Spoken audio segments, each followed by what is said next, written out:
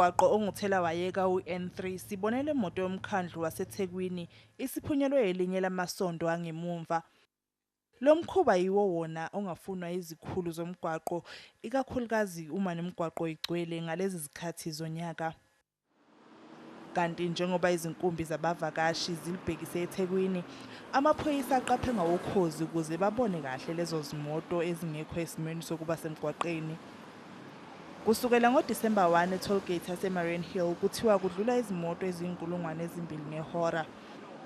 Labo asebefike bephephile bevela eGoli bathi ukuzigcina bephephile emgwaqeni akukho nzima. Keep a safe following distance and also stay on the 120.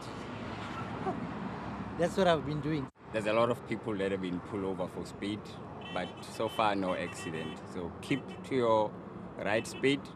Babalela ku-13 abantu asebephangalele emgwaqeni KwaZulu-Natal kusukela ngeMpelasonto. Abosizo lokuqala benxusa abashayeli ukuthi baqaphele. Accident-wise, it's still your normal norm. People are falling asleep or following distances, unroady vehicles.